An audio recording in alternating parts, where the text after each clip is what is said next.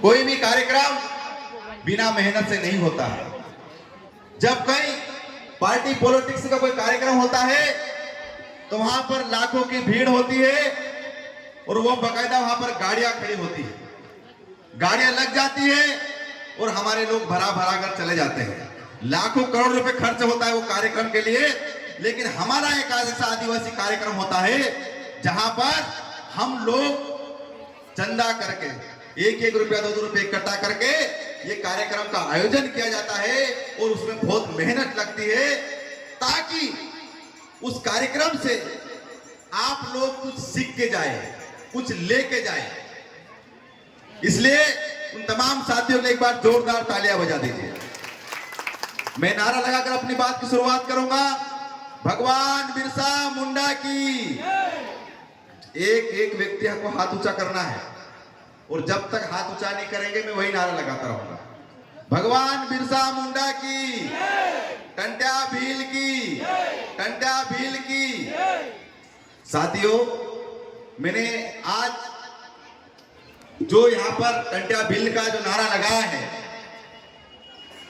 हम लोग ये सोच रहे थे कि बस फोटो लगा दी, हम सब लोग देख रहे हैं आज विश्व आदिवासी दिवस है, नाचेंगे कूदेंगे और चले जाएंगे। लेकिन किसी को यह बात नहीं पता है कि ये यहां पर लगी हुई फोटो क्यों है। इन लोगों ने साथियों हमारे लिए अगर संघर्ष नहीं किया होता तो आज हम और आप यहां पर बैठे हुए नहीं रहते। इस बात को नोट करके ले जाना। बंदूक की नोक पर अंग्रेजों से लड़ाई लड़ने वाला व्यक्ति कोई था तो टंट्या भील था। उसके आज वंशज हम यहां पे है। जब टंट्या भील से अंग्रेज परेशान हो गए थे तो उन्होंने कहा था कि टंट्या भील को कैसा पकड़ा जाए। तो टंट्या भील ने कहा था किसी मां के बेटे ने ऐसा बेटा जन्म नहीं हुआ है जो टंट्या भील को पकड़ सकता है। अगर मुझे पकड़ सकता है और मुझे कोई मार सकता है तो सिर्फ वो आदिवासी है, मेरा अपना समाज का। तो सबसे पहले तुमको यह करना पड़ेगा कि अंग्रेजों की फौज में आदिवासियों को भी भर्ती करना पड़ेगा। तो अंग्रेजों ने आदिवासियों को भर्ती देना चालू किया। तो सबसे पहले रोजगार की लड़ाई लड़ने वाले, नौकरियां लगाने वाला कोई था, जल जंगल की जमीन की लड़ाई लड़ने वाला कोई था तो वो था टंट्या भील। ये बात आपके जहन में याद होना चाहिए। एक एक आदिवासी को ये बात मालूम भी होना चाहिए और अपने घर में फोटो भी होना चाहिए कि उनकी बदौलत आज हम हैं। हमारे बीच बिरसा मुंडा। जिस उम्र में हमारे बच्चे इंस्टाग्राम पर रील्स बनाते हैं, जिस उम्र में हमारे बच्चे इंस्टाग्राम में नाचते कूदते हुए मिलते हैं, उस उम्र में बिरसा मुंडा शहीद हो गया था। ये बात याद रखना चाहिए। अंग्रेजों की नाक में दम करने वाला था वो बिरसा मुंडा था। आपको ये बात अपने को बच्चे को बताना चाहिए कि बेटा देखो ये बिरसा मुंडा है, इसके जैसा आपको बनना है। और जब आपको बोला जा रहा है कि इनके जैसा बनना है तो क्यों बनना है, उसके आगे आपको एक बात ध्यान रखना है। अगर आपके बच्चे और बच्चियां फिर से टंट्या भील और बिरसा मुंडा नहीं बने तो एक घटना जो देवास में हुई, जो घटनाएं मणिपुर में हो रही है, जो घटनाएं नेवामर में हो रही है, वो एक न एक दिन घटनाएं हमारे घर पे आने वाली है। ये बात को आप ध्यान रखना। आप लोग क्या बात करते हो, क्यों नहीं अभ्यारण्य, मजाक लग रहा है होगा कि यार उसके घरों पे जेसीबी चल रही है, वहां पर आदिवासियों को मारा जा रहा है। हम लोग आराम से मोबाइल पर देख रहे हैं और मोबाइल बंद करके आराम से सो जा रहे हैं। अगर नींद नहीं आ रही है 2 पोटली और लगा ली और सो जा रहे हैं। एक बात आपको बता दे, वो जेसीबी, वो फॉरेस्ट वाले आपके अपने घरों पर भी आने वाला है, ये बात ध्यान रखना आपने, यहां से नोट करके ले जाना। और जिस दिन आपकी ये जमीन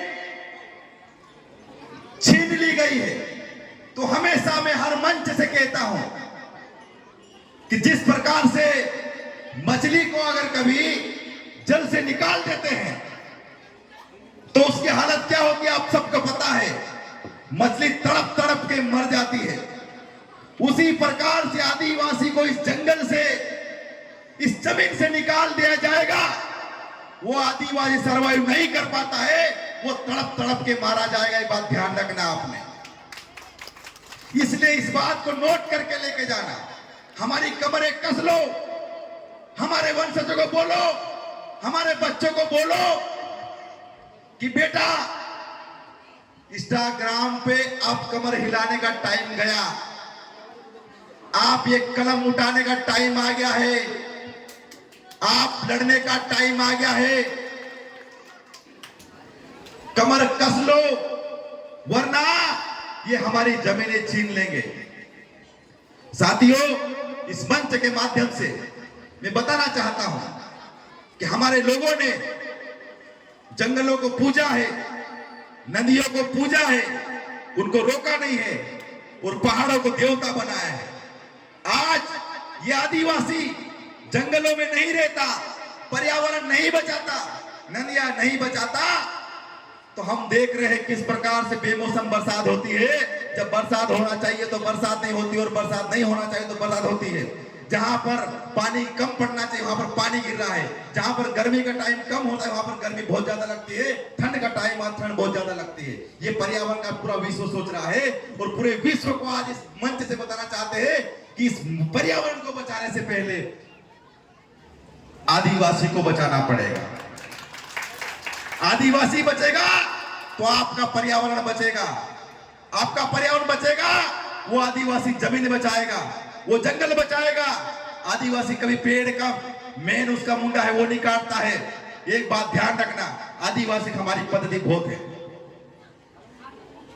कुछ उदाहरण के माध्यम से बताना चाहता हूं। जब हमारे यहां कोरोना आया था तो पूरा विश्व मर रहा था, पूरा विश्व वैक्सीन ढूंढ रहा था, और एक हमारा आदिवासी था, गांव गांव बकरे ढूंढ रहे थे। आदिवासी को कोई फर्क नहीं पड़ रहा था। क्यों? क्योंकि उसको कोई मतलब नहीं है, उसको पता है कि कैसे जिंदा रहना है। ये हमारे पुरखाओं ने हमको दिया है। हम जब आज भी खेत में आपके इधर ऐसा करते हैं क्या नहीं करते हैं, हमारे खेत में आज भी सावधानियां उगाते हैं, जिसमें तमाम प्रकार के दालें, तमाम प्रकार तेल निकाले वाले मूंगफली, तीली, ये हमारे खेत में बोते हैं, और साल भर का हमारे पास रख लेते थे। सिर्फ लोन लेने के लिए हम बाजार जाते थे। तो हमें क्या फर्क पड़ता है कोरोना से, जो पूरा विश्व डर रहा था, लेकिन आदिवासी कूद कूद के अपने घरों में रह रहा था। ये था आदिवासी, ये था हमारा, और हमारे लोगों को मालूम था ये होने वाली है। सोचो प्रकृति का कितने नजदीक रहने वाला आदिवासी, उसको सारी चीज पहले से मालूम होती है। लेकिन हमारे लोगों ने वर्तमान के दौर में अपने आप को इतना असहाय हो गया है, मीडिया के माध्यम से, सोशल मीडिया के माध्यम से, कि कहीं पर भी कोई भी आंडू पांडू मार के जा रहा है। उनको बता देना चाहता हूं साथियों कि आदिवासी आंडू पांडू नहीं है, इस देश का मालिक है। और आप घरों की दीवारों पर लिख देना, इस देश का मालिक आदिवासी है। 5वीं 6वीं अनुसूची का आपको ज्ञान होना चाहिए।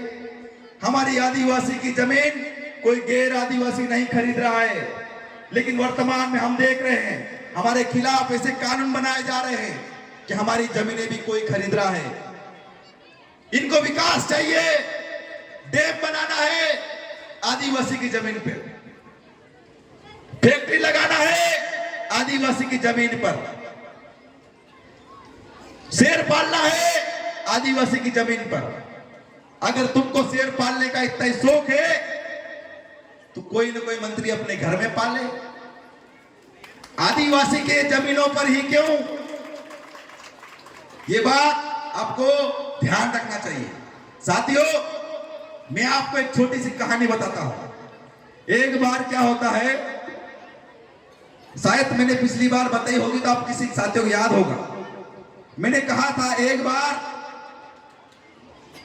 एक गडरिया जो आता है ना, भेड़ चराने वाला, वो अपनी भेड़ होन को लेकर जंगल में चला।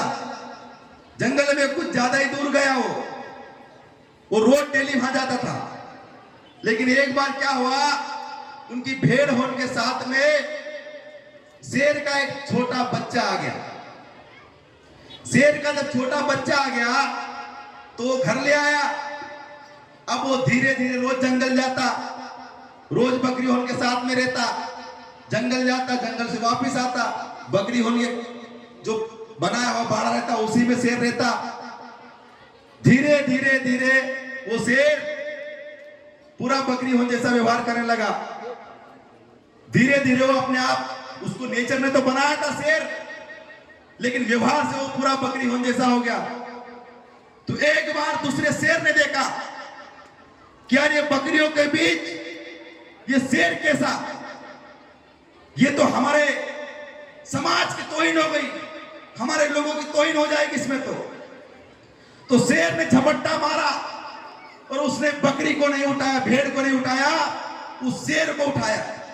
शेर घबरा गया कि अब ये मेरे को खा जाएगा, डर गया वो। फिर उसको बोला यार तू ये क्या कर रहा है? बोले तू बकरियों के बीच में घास खा रहा है। तो उसने बोला नहीं, मैं तो बकरी हूं। बोले नहीं, तू शेर है, तू टाइगर है। बोले नहीं, मैं तो बकरी हूं।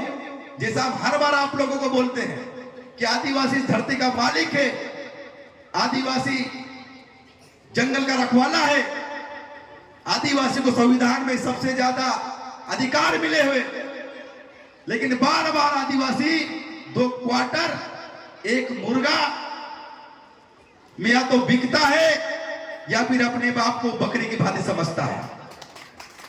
वो समझता ही नहीं मैं इस धरती का मालिक हूं, वो समझता ही नहीं वो कितना बड़ा शेर है। अब वो शेर का दिमाग खराब हुआ, वो दूसरे वाले शेर को पटका दो। बोले तेरे को समझ में आ रही है? बोले नहीं, मैं तो बकरी हूं। फिर उसको तालाब के किनारे लेके गया। तालाब किनारे लेके गया तो बताया कि देख तेरी और मेरी फोटो सेम है, तू और मैं सेम दिख रहे हैं। बोले हाँ यार बात तो सही है, दिख तो सेम रहे हैं। तो बोले दहाड़ दहाड़, तू इस धरती का मालिक है, बता तू लोगों को कि तू कौन है। अब वो दहाड़ता है, लेकिन उसकी दहाड़ भी नहीं निकलती, क्योंकि हो ऐसा गया वो चारों तरफ से शोषण। कोई भी पुलिस वाला उसको डरा जाता है, कोई भी उसको धमका जाता है, वो डर जाता है। ऐसे माहौल में भी रहा। अब उसने दहाड़ने की कोशिश करे, निकले बकरी की आवाज। अब शेर का होगा दिमाग खराब, उसको 4-5 पटकने अच्छे दी, पूरा झकझोर दिया उसको, उसका दिमाग खराब हुआ। तो फिर वो दहाड़ा, दोनों दहाड़े, पूरा जंगल हिल गया कि कौन जाग गया आप। तो आज मैं आप लोगों के यहां से कहना चाहता हूं कि हम बार बार आप लोग बोलते हैं कि आप लोग अपने अधिकारों को जानो, अपने आप को पहचानो। इस धरती के मालिक हो आप, पर्यावरण के रखवाले हो आप, टंट्या भील के वंशज में आप, जिन्होंने गर्दनें कटवा दी, खून की नदियां बहा दी, लेकिन अपने अधिकारों से कभी समझौता नहीं किया, वो लोग हैं आप। लेकिन बार बार आप नहीं मैं तो बकरी हूं, नहीं मैं तो भेड़ हूं। फिर वही रामायण करता, फिर कोई भी आपको डरा जाता है, कोई भी आपको चमका जाता है। आपको अपने आप को मानना पड़ेगा, तो आपसे दुनिया मानेगी। आपके हर लोगों को जरूरत है, हर समाज को जरूरत है। मैंने देखा यहाँ पे कितनी रिस्पेक्ट करते हैं आदिवासी की, क्योंकि मालूम है आदिवासी किसी का दुश्मन नहीं है, आदिवासी किसी का बुरा नहीं कर सकता, आदिवासी किसी को नुकसान नहीं पहुंचा सकता। इस देश में, इस जमीन में पर्यावरण को बचाना है तो आदिवासी को जिंदा रखना पड़ेगा। और आदिवासी हमें बोलना चाहता हूं, उससे पहले हमारी संस्कृति, हमारी सभ्यता, इस चीज को भी आपको रक्षा करना पड़ेगी। हम देख रहे हैं हमारी संस्कृति धीरे धीरे खत्म होती जा रही है, हमारी सभ्यता खत्म होती जा रही है। हमारा संविधान लिखित नहीं है। हमने जो भी सीखा है हमारे पुरखाओं से सीखा है, जो भी सीखा है हमारे आने वाली पीढ़ी ने सीखा है। हमारे आने वाली पीढ़ी ने जैसा करा, हमारे रीति रिवाज शादी में जैसे करते आए हैं वो हम लोग करते आए हैं, क्योंकि वो लिखित में नहीं है। अगर हमारे लोगों ने फेरे अगर कभी उल्टे लिए हैं तो आने वाली पीढ़ी भी देखा है कि हमारे फेरे तो ऐसे ही लेते हैं, जबकि आदिवासी में फेरा कभी भी ऐसा नहीं लेते हैं। आदिवासी फेरा ऐसा लेते हैं। कभी भी आदिवासी घट्टी होती है वो कभी भी ऐसी नहीं घुमाई जाती है, वो घट्टी ऐसी घुमाई जाती है। पंडित हमेशा ऐसी घट्टी घुमाता है, ऐसा हाथ घुमाता है, आरती करता है, लेकिन आदिवासी हमेशा ऐसा करता है। क्यों? मैंने कहा आदिवासी को सबसे बड़ा वैज्ञानिक आदिवासी रहा है। आदिवासी को मालूम है धरती जब सूरज के चक्कर लगाती है वो ऐसा घूमती है। जब भूतिया बाबा आता है तो उसको देखना वो ऐसा घूमता है, कभी भी भूतिया बाबा ऐसा नहीं घूमता है। सूरज चांद जब धरती के चक्कर लगाते हैं वो भी ऐसा करते हैं। तो ऐसा जब लगाना, चक्कर लगाना, ऐसे फेरे फिरना हमने कहां से सीखा है? हमारे पुरखाओं से सीखा है। पुरखाओं ने हमको मालूम था क्या सही है क्या गलत है। तो साथियों आपको पता होना चाहिए, हमें किसी और की तरफ देखने की जरूरत नहीं है। हमारा इतिहास खंगालो, हमारे डोकरे बाबाओं के पास बैठो, बूढ़ी बुजुर्ग माओं के पास बैठो, उनको पूछो कैसे वो आए थे, कैसा यहाँ पर सिंधीगंज में कैसे उन्होंने धरती को खेड़ा है, कैसे बचाया है, अपने आप को कैसे प्रोटेक्ट करके रखा है। इनसे आपको जानना पड़ेगा, उनसे आपको सीखना पड़ेगा। लेकिन वर्तमान में हम लोग हमारे समाज को कभी जान ही नहीं पाया है। हमको फॉरेस्ट कंजर्वेशन एक्ट में जिस प्रकार से बदलाव किया गया है उसका भी विरोध करना चाहिए। साथियों कहीं पर अगर घटनाएं होती है तो मेरा हमेशा यह मैसेज होता है कि अगर यहाँ के आदिवासी को अगर तकलीफ हुई तो वही तकलीफ बड़वानी के आदिवासी को भी होना चाहिए। अगर यहाँ के अगर आदिवासी को तकलीफ हुई वही तकलीफ सीहोर वाले आदिवासी ने महसूस करना चाहिए। तो हमारी संस्कृति सभ्यता बची है, तो हमारी एकता है। हम देख रहे हैं आए दिन हमारी सा एकता खत्म किया जा रहा है, कभी भील भिलाला बारेला का नाम से, कभी गोंड कोरकू के नाम से। लेकिन हम किसी के बहकावे में नहीं आना है। हमको बोलना है कि एक तीर एक कमान, आदिवासी एक समान। ये नारे को चरितार्थ करना पड़ेगा, वरना आपको भील भिलाला बारेला के नाम से मारेंगे। बारेला में भी तमाम प्रकार के सरनेम के हिसाब से बांट दिया गया है। अगर वो भी नहीं बचा तो भाई भाई को लड़वा दिया जाएगा। तो साथियों हमको ध्यान रखना है, हमारा अपना कोई भी हो, हमारा अपना आदिवासी भाई है, हमारा खून एक है। हम तो सदियों पुराना, 100 साल पुराना खून को लेकर चलते हैं कि हम बोलते हैं कि हम बिरसा मुंडा का खून है, हम डंडिया भील का खून है। तो साथियों हमें अपने पास के आदिवासी का खून क्यों नहीं हम अपना सकते हैं, ये चीज हमें ध्यान रखना पड़ेगा। एक चीज और हमारे याद रखना साथियों, हम लोग एक सेड़े के लिए गर्दन कटवा देने वाले लोग हैं। तो हमारी ये जंगल और जमीन छिन जाती है तो हम चुप क्यों बैठ जाते हैं? इस बात को ध्यान रखना है, हमें ये जंगल और जमीन को बचाना है। मुझे बहुत देखकर बहुत आश्चर्य लगा कि हमारे लोग इतनी बड़ी, अगर कभी कहीं सर्वे हो रहा तो चुप बैठ जाते हैं। ये सर्वे अगर होता है तो हमारे और अपने हमारे जमीनों के लिए होता है, उसको शुरू से हमें रोकना पड़ेगा। हमें कलेक्टर से मिलना पड़ेगा, हमें सांसद से मिलना पड़ेगा, हमें विधायकों से मिलना पड़ेगा, हो सके तो मुख्यमंत्री से भी मिलना पड़े तो मिलना पड़े, प्रधानमंत्री से भी मिलेगा, हम राष्ट्रपति से मिलेंगे। लेकिन हमारी जमीन बचेगी तो आदिवासी बचेगा, एक बात ध्यान रखना। और इस जमीन को हमारे पुरखाओं ने बहुत मेहनत से सींची है, 3 से 4 पीढ़ी मुश्किल से हुई होगी। इस जमीन के लिए पेड़ के पोतले बांधकर इस जमीन को सिंचाई। साथियों इस जमीन को बचाने की जिम्मेदारी पुरखाओं ने आपके ऊपर सोची है, छोड़ी है, दादा परदाओं ने आपके ऊपर छोड़ी, इस जमीन को छीनने नहीं देना है। दूसरी चीज, एक छोटी बात करके मैं आपको अपनी बात को खत्म करूंगा। साथियों हम लोग बोलते हैं शिक्षा बाबा साहेब ने कहा था, शिक्षा वो शेरनी का दूध जो पिएगा वो दहाड़ेगा। लेकिन वर्तमान में हम देख रहे हैं हमारे आदिवासी समाज में भी बच्चा जब बड़ा हो जाता है, थोड़ा बहुत अगर कमाने लग जाता है तो पिताजी खुश हो जाता है कि चलो यार 200-300 डेली लेके आ रहा है। मैं हमेशा बोलता हूं, ये माता बहना बेटी हुई है, एक बात अपने पल्लू में गांठ बांध के घर ले जाना। अपने बेटा और बेटी के भले एक साड़ी कम पहनना। अगर आपके बदन में कपड़े अगर फटे हुए होंगे तो चलेगा, लेकिन आपका बेटा और बेटी की किस्मत फटी हुई नहीं मत बनने देना, ये बात ध्यान रखना। अगर आपने जरा सी लालच में अगर आपका बेटा और बेटी को नहीं पढ़ाया तो समझना आपकी पूरी जनरेशन वहां से अनपढ़ की अनपढ़ रहेगी और वो जनरेशन पूरी बिकती रहेगी, टिकाऊ नहीं रहेगी। शिक्षा आपका बहुत बड़ा हथियार है। भले आपने एक टाइम खाना कम खाना, एक रोटी कम खाना, लेकिन अपने बच्चे को स्कूल जरूर भेजना, अच्छी से अच्छी स्कूल में भेजना, अच्छी से अच्छी उसको शिक्षा देना।